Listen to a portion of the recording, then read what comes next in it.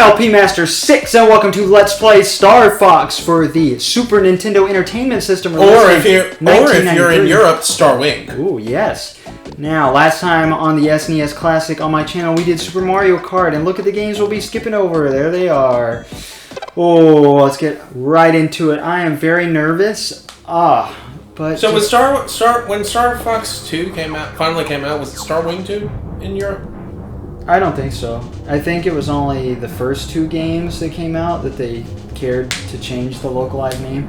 But Star Fox in Europe, they didn't want to call it Star Fox because they were scared that Starvox, a German company, would sue them. So they changed it to Star Wing. So the name of the series has confused people Star for generations. Fox, and they changed Star Fox 64 to Lilac Wars. Yeah. Spoiling the game already, but alright. I'm LP Master 6, and this is my good old co-host, classic co-host, Galen. I almost called you the chaotic Let's Player. Not anymore. Alright, now you got a few control sets here, and a lot of people like this, because it's inverted, or this. I prefer the blaster being on the B button, and the brakes being on the Y button, or I'm sorry, the retro bombs, or whatever they're called, retro boosters, which is a really cool name for brake. But I prefer non-inverted controls because I am a, what do you call them? Casual pleb, something like that. I don't know what the kids fucking retarded? I like regular controls, and I haven't done this training in years, but this guy is General Pepper. And so while we do this training, I'm going to explain the story. So there's this scientist in Corneria. Corneria is like the pinnacle of what society should be, right? Where society is perfect and advancing. Sorry, we're ripping off Star Trek. We don't start ripping off Star Trek until Assault. Oh, I'm sorry, what? Jason, we don't start ripping off Star Trek until Assault, so don't start talking about the pinnacle of society and shit. Hey, that is what it says in the manual. Corneria is basically like technological paradise. And so this scientist named Andros starts doing these weird, unethical experiments. They never go into detail. Nice! Oh yeah, this is Boost. Boosted with X and Control D. I don't know what it is in any of the others. Oh wait, what? You never have to do this. Why does it get you to do this in the training? It's to practice your flying. I guess. Well, I can't figure it out. But, so then they... Yo, the training thing is actually pretty good. It is. This whole soundtrack is amazing. It really is. We'll get to the soundtrack in a little bit. What is the... Do I have to line it up perfectly, or do I don't think you have to. Yes, you do. Okay. You want to do the training? I'll give it a shot. It is a bit distracting. You're fucking non... Oh, well, you fixed it. What's wrong with you? I forgot you can fail it. Do you have to do it again? No, I don't think so. I don't know. I didn't know you could do this. This is cool. I haven't done the training since I was horrible at the game. But anyway, the scientist gets banished from Corneria, so he moves over to this... abandoned planet? Yeah, no, it's not abandoned. It has people on it. It's just not very advanced. It's named Venom. It's across the Lilac system, which is the galaxy, well, system, whatever it's called, solar system, that is on the outer... It's either in the center or the outer edge of the Milky Way galaxy. I can't remember. Well, that's actually a thing? I think it's the exact center of the Milky Way galaxy in the manual, yes. That never comes up again. Yeah, there's lots of things in this game that never come up in the later games in the series. I think we should have done a practice tape. Oh, okay. We're good now. Yeah. That was the boring old training, everybody. You didn't learn anything, but you can see for yourself. Okay, I'll go ahead and explain. There are 3 levels. This is an arcade-style game, so you got different paths. Instead of having to redo the same levels over and over and rack up the score, you can go for a different difficulty. No, you have to do Corneria over and over again. Well, it's different every time. Is it different? Yeah. I never play them, like, together enough to notice if they're different or not. Star Fox team, our last resort is to counterattack Venom. Good luck. Good luck. Oh, that is the best soundbite in video game history. And now we're going to stay silent for a moment so you can experience the best part of the soundtrack. And that's really saying something.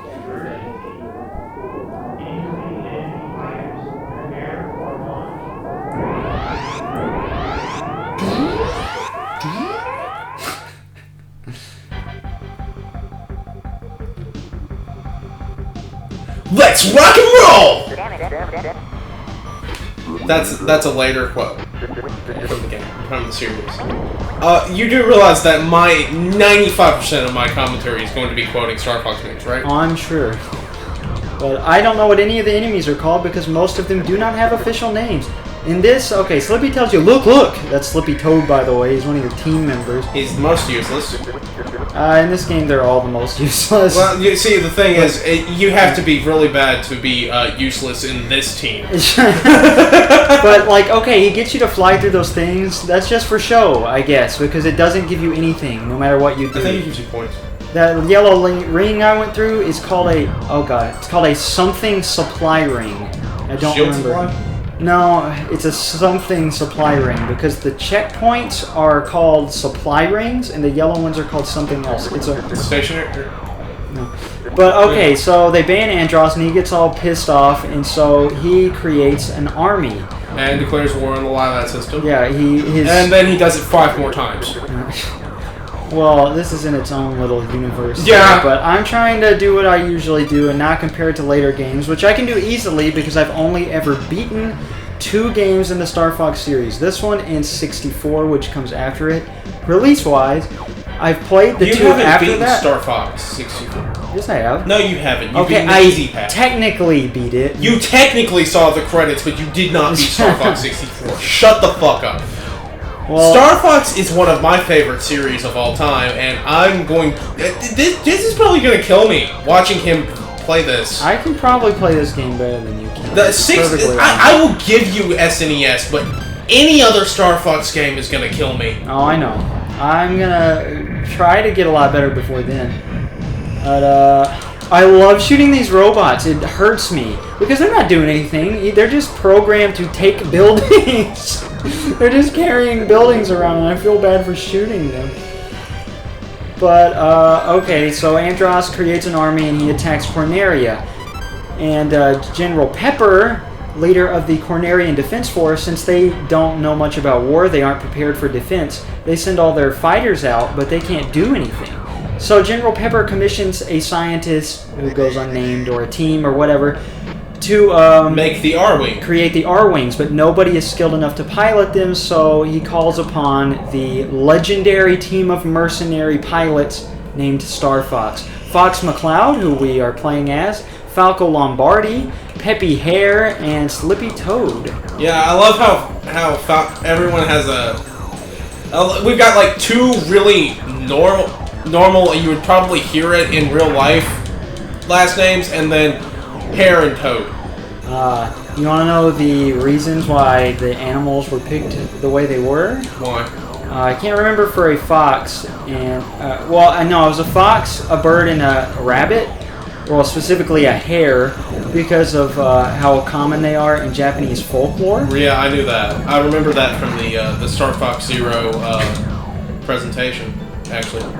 You can still hear him. This boss has made an appearance in every reboot game. The attack carrier. And, sorry, just giving you guys a moment to bask in the glory. The reboot games being 64 and 0. Also, the language they're speaking is called Lilatese, but they couldn't think of what the 4th member should be. So they talked to a member of Argonaut staff. I think it was Argonaut staff. They co-developed the game. They made the super effects chip and the game engine. Nintendo made the actual game and the plot. And the soundtrack. But somebody was they had a toad and they were obsessed with toads. And they were like, please put a toad in.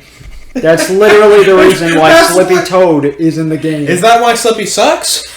I guess. He is specifically in the manual stated to be only there for comic relief. Falco is just, he's arrogant. And this is my favorite part of the game. This is Nintendo's second 3D venture using polygonal. Well, it's their first using polygonal. I don't know how the Game Boy Game X worked whatsoever, but it was technically. Didn't Argonaut do that too? No, it was Nintendo. I don't know if Argonaut worked on it. I think Argonaut worked on it. And Argonaut had much more of a hand than just making the engine and everything. Well, They had a heavy part in development too. No, but they didn't get to decide anything plot related. Well, yeah, but it was like a 50-50 split in terms of workload. Most of the sources I saw. I've watched several videos on the making of Star Fox, so. Okay, well that's good because I was disappointed when I read that. Yeah, no, it was like a 50-50 split. But this is so impressive for 1993 standards. The most visually impressive game we've seen so far is probably A Link to the Past. Like, that's it. Yeah. Like, this blows that out of the water. There are a couple of secrets in this level, but I'm not going to show those or talk about them right now. So is there a reason that they just decided to rip off Star Wars for the plot? Well, they wanted to make an average, like, approachable sci-fi game. And then Star Wars. No! You missed the twin blasters.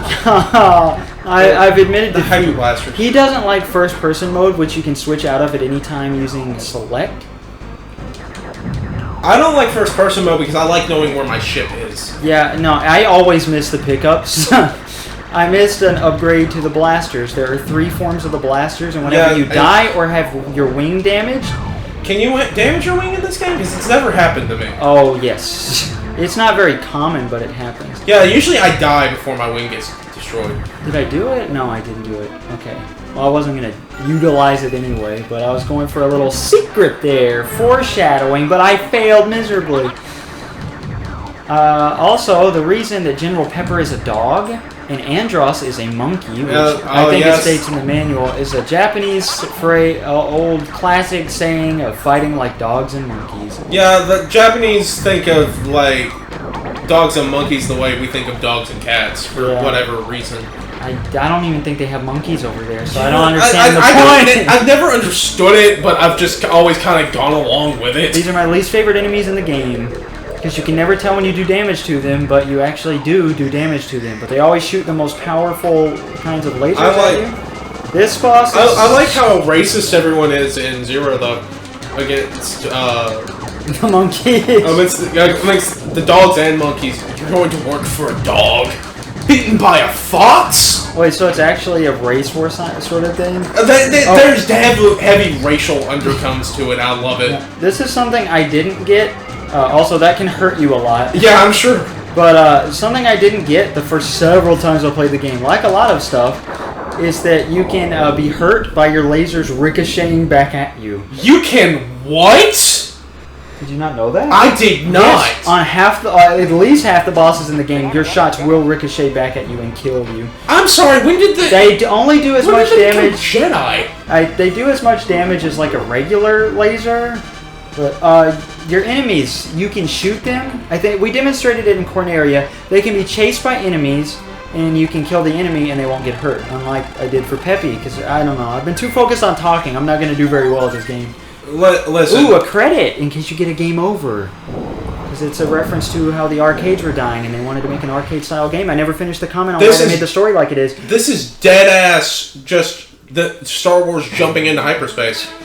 Oh, God, the best level in the game. Like, I love Corneria, but Space Armada. I've gotten tired of this. I love the song. It's like the entire song in the game. Like, this is like the Sector Alpha of Star Fox. Star Fox original, I mean. Sector Alpha is one of the best levels in Zero because it's just you jumping into the middle of a giant space battle. This invokes feelings of like the Rebel fleet jumping into the Attack of the Death Star 2 and Return of the Jedi. It's just so good for me. Oh, you got lasers. These are called the Twin Blasters. They're both just called the Twin Blasters. Well, we can call them the Hyper Lasers because that's what they call. Oh! You know what this is? What? Shoot all 3, and an extra life appears in the middle. Huh. Read that in the manual. Yeah, Star Fox Zero definitely took a lot more visual cues from Star Wars, though. Yeah. Like, later games took more visual cues from Star Wars, especially. You just said the same sentence twice. Well, I was broadening the subject is what I was doing. Let me finish this. So the reason they made the story like really simple, they wanted to make it approachable, but Miyamoto, specifically Miyamoto, of course, because he makes all the major decisions and everybody sucks his dick. For good reason. Yeah, for good reason. I love how fast the game speeds up when you go into this, because the game is riddled with slowdown. The SNES was not powerful enough to run this game. Oh god, I know. We are. Oh, I was about to say we're playing it on the SNES Classic, but you know that already. It doesn't matter if you're playing it on the SNES Classic, though. The game is too powerful for the system it was on. The fact that this game got made at all is a miracle. This sucks for today's standards. Back in '93, oh my god, like I would have shit myself. Right. But oh yeah, Peppy is the wise one. That's why Peppy's there. Falco's just arrogant. But so was like the backstory that was established in '64 a part of? There is no backstory here. There's one instance of backstory, and we'll get to that later. Well, I know like the comic established some kind of backstory because this was back when. Oh, that's right. And the comics were canon to the games. But it was like, I can't remember if it was like Peppy flew with Fox's dad or... Yeah, we'll get to that later. There's very little instances of that. Is very little... Ugh. I didn't like the way I said that. But yeah, that just... You can miss this. Did you know that? You can, if you're like slightly off center, like when you approach it, you have to... fucking die? No, you loop around. It's so obnoxious because it'll like you'll be right there and you'll think, oh yeah... Let's turn back, okay? What's the power-up you got right now? Is that invincibility? It's a shield. It's just... See, my shield meter turned blue. Also, these are bombs. I maxed out on Nova bombs. That's what they're called. Already. Why am I running into the side? That's how you damage your wing right there. But I never finished the sentence. But he didn't want it to be too generic, so he wanted to make it stand out and still be approachable, so he made it... Star Wars? Animal characters. He specifically wanted approachable characters, and also I would straight up fucking kill for a Starlink style Star Wars and Star Fox crossover. Wait, is Starlink that Ubisoft game everybody was crazy about? Yeah, and from what I've seen, it looks really good. Yeah, I heard great things about it. This isn't really my type of game. This is my favorite game in any shooter genre, unless you count Metroid or Donkey Kong 3. No, I don't count Which, honestly, I don't know which one I like better, this or Donkey Kong 3. But, I mean, like, I would kill for a Star Wars and Star Fox crossover. Oh, because, I know you would. I mean, X-Wing versus R-Wing, the two coolest starfighters in the history of sci-fi. I mean, really. Also, the boss. Do you think that the R-Wing was named in reference to the X-Wing? Oh, I'm sure it was. The letter wing starfighters of Star Wars fame? Oh, they were really into Star Wars at the time, I think. Well, am I thinking of something else? I don't know. Somebody was into some famous... Oh, you can shoot these to change the direction, but this is how it works. So you're going down and all of this. Also, you can hurt yourself on the ceiling and the floor, just not very easily. He told me last time he saw me playing through this that you couldn't. But I think I've explained most of the stuff. But didn't you immediately fucking do it right after I said it? I don't remember. Oh, I was gonna explain that I sucked at this game. I'd say I'm almost good at this game. I have beaten levels 1 and 2 plenty of times. I've gotten stuck on near the final boss of level 3 because it is so dreadfully boring. And there's actually a few other bonus things to do, and that's just what makes this game really cool, because all the secrets are so fun to find out. And the gameplay is like, you can't tell me this isn't a reference to Return of the Jedi. You cannot tell me that that's not a reference to Return of the Jedi. When they're in the fucking Death Star? Oh, I'm sure it is. This boss is probably the worst part about the game. Oh, yeah. Not easily. Like any version of this boss. This boss appears again later. Sorry to spoil it, guys. Oh yeah, this guy. Why? How are they coming in here? That is a closed, like, they're just warping through. Also, this boss does come back later in the series. Hopefully it's better. Oh yeah, much better. You have to hit these. You fight as a walker. It's at such a weird angle that the hit detection doesn't work. It just simply doesn't work. So you have to wait until you're stopped in a perfect spot, and it's like, it's still railroaded. Oh, also, the reason they gave you this. That's not a good idea to use in here. The retros, i.e. the brakes. It's not a good use of i.e. And the boost is so that you could have some control, which was a revolutionary concept. Yeah, even though they don't really work in this game. Actually, they do a lot when you're in a pinch later in the game. Especially the brakes. In boss battles, the Oh buttons my are God! necessary. I hate this boss! I haven't taken this long at it in a long time. But this is the farthest he and I had ever gotten for years. This is still the farthest I've ever gotten. Yeah. I've died on this boss. Like, it took me several tries. The first several tries, I didn't know what I was doing. I don't play games like this very often, but I've really warmed up this game, and I'm a huge fan. But, oh my god. Let me take a shot at it. Hold on. I don't know. I've got the good blasters right now. It's very easy to damage your wing in here. Now, normally in a game, in a series where he's better than I am, I would gladly hand the controller off to him once per playthrough. I'm just saying, let me take a stab at it, see if I can hit it better than you can. I'm scared you'll run into the wall. I'm not going to run into the walls. Alright. I'm going to eat a Tic Tac very loudly. This is my first good game I'm doing with the good microphone. So enjoy the Tic Tac sounds. Yeah, that are inexplicably louder than the fucking Tic Tacs in real life. This microphone. Oh, mwah. I mean, this game is... the great parts are really great, but the bad parts are really bad. This has never taken me this long. It's... What in the hell? It's never taken me I know what this I'm going to do. Watch this. You're going to be amazed. You can't go to the first person. No. Trust me. Watch this. You're going to be amazed. You're going to be astounded. What? Alright. Oh, you're going to bomb it? Yeah, just bomb it. Yeah, that's a good idea. Alright. I can get through. I've forced myself to get through level 1 without dying and without using a bomb. Bombs are overpowered, but you can only carry 5. I think you have to fire it a lot earlier. Yeah, I think you do too. Let's fire it now. You can also... Oh! I guess it doesn't work on this guess side. it does. Okay. Why it won't stop in a good position? So what have you guys been up to lately? Now that there's been 25 minutes of boring commentary about the game. Glad you oh my god! Come on! So what's been happening to me lately? Well, last time we talked was early February. I was practicing for this game, and then I started failing classes and realized I can't even play Ring Fit Adventure or Star Fox every day. So I did nothing for a month but do college work and go to class. That was it. It was miserable. I hate college, but I say that every time.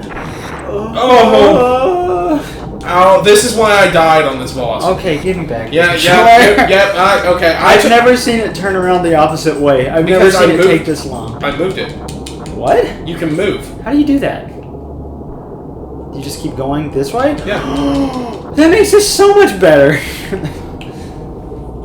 Okay. Why is this it's like the hit, like there's no hitbox. So like I just took it out. Why is this so terrible? Please stop. Wait, maybe if we get it right here. Got it. Oh, okay. Then this can shoot things at you, but you can just kill it instantly with the good lasers. Oh my god, that was terrible. The good lasers. Oh my god, that was awful. Look at. Did you see that slow down? I know. I had my head buried in my hand. Oh shit. But and then I finally had no more college work to do, and I was caught up in advance of everything I could do for at least a month. And I was so excited, and I started practicing, and I played this for like 12 hours. I didn't sleep. I stayed up all night playing this. And I've done at least 15 hours of practicing for this total, and I had to stop. I was getting burned out. No offense to the game, it just, it's not a game you play every day for like 2 weeks. Yeah. To be perfectly honest. But it is a very, very solid game.